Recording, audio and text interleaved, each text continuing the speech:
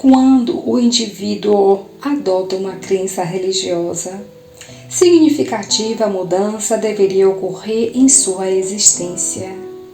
Dizemos, entre aspas, deveria, porque nem sempre essa adesão consegue alterar atitudes e comportamentos do ser que optou por essa ou aquela doutrina religiosa. Das milhares e milhares de guerras travadas entre as criaturas humanas, inegável reconhecer que a maior parte teve causa por discordâncias de crença entre os conflitantes, fazendo com que legiões, infantarias e cavalarias espalhassem o horror e a destruição, sulcando os campos de batalha com cadáveres.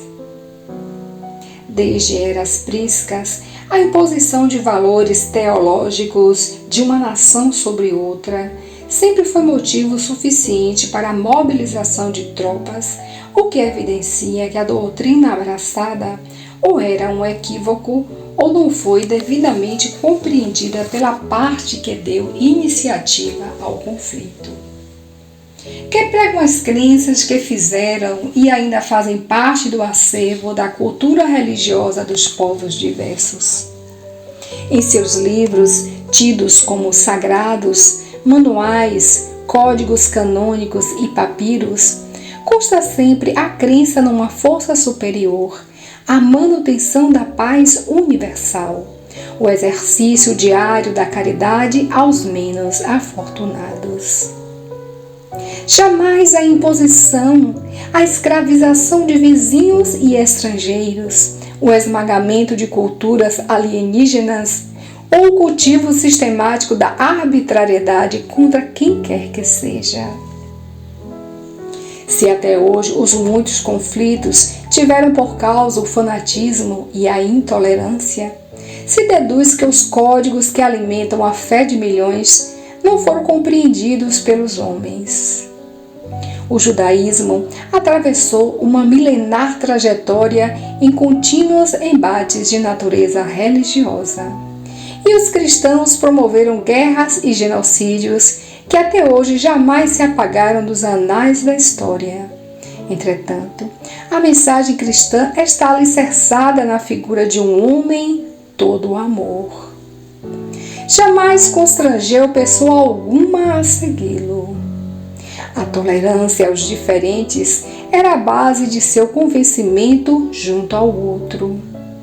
Dialogou com culturas diversas, sentou-se à mesa com comensais distintos e com eles ceou, sempre amistoso e cordial para quem pensava diferente dele.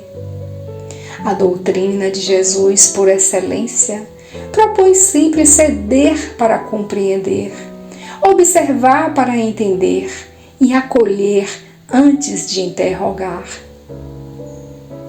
Nesse momento em que os cristãos católicos se comovem diante da chamada Semana Santa, com seu começo no Domingo de Ramos, seu ápice na Sexta-feira da Paixão e sua culminância no Domingo de Páscoa, importa saber qual o verdadeiro significado destas efemérides para a compreensão profunda da mensagem dirigida por Jesus ao mundo.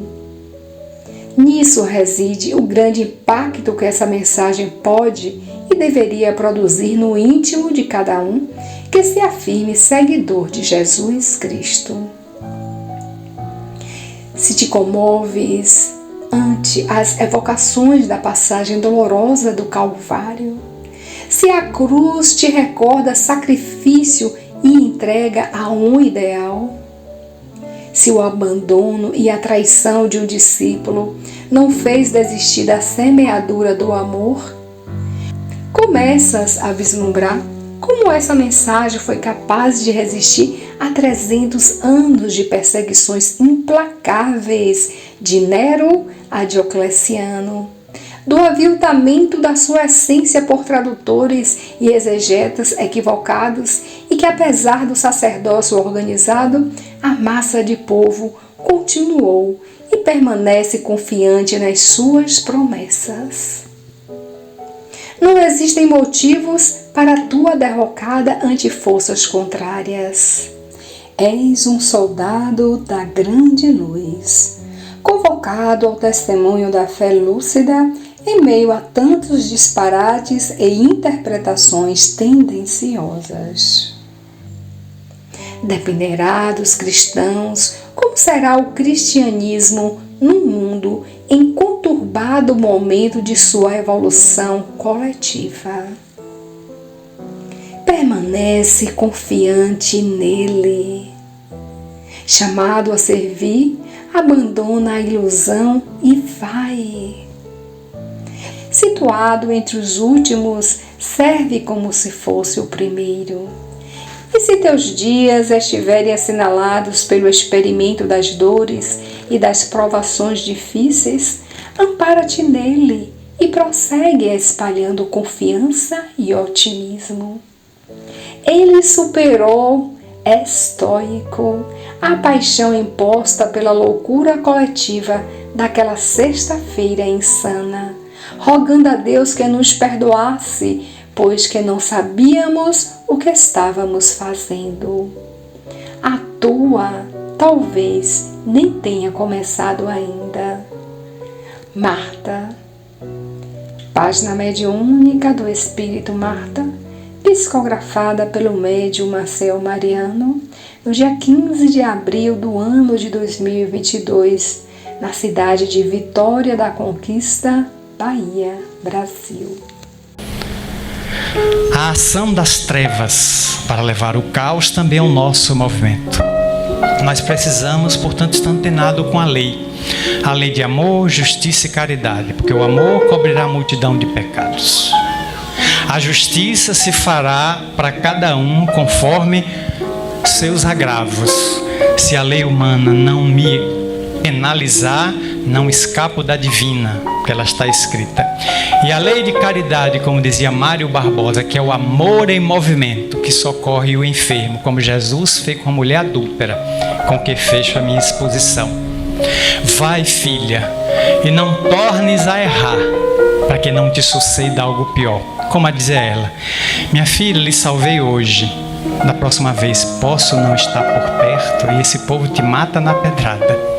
Vá, minha filha, conserte sua vida, porque a sociedade pode não ver mais seu adultério, mas você sabe que adulterou. Aquela mulher viajou, foi para Tiro, na Fenícia, ergueu um morredouro e foi uma samaritana de vidas equivocadas. 10 anos depois, o marido dela, que havia jogado ela no adultério, apareceu naquele morredouro.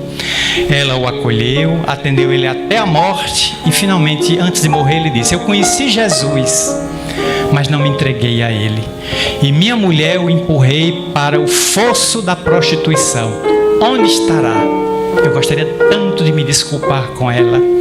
Ela colocou a mão na cabeça dele e disse: deixe, ela o encontrará. Era ela. Morreu sem desvelar-se a ele, ele morreu sem ela desvelar-se a ele, e ele partiu para encontrar a verdadeira e incorruptível justiça que vive na consciência de cada um. Se essas palavras puderem auxiliar alguém nos orientando no caminho da justiça e do bem, nos daremos por satisfeitos. Muita paz.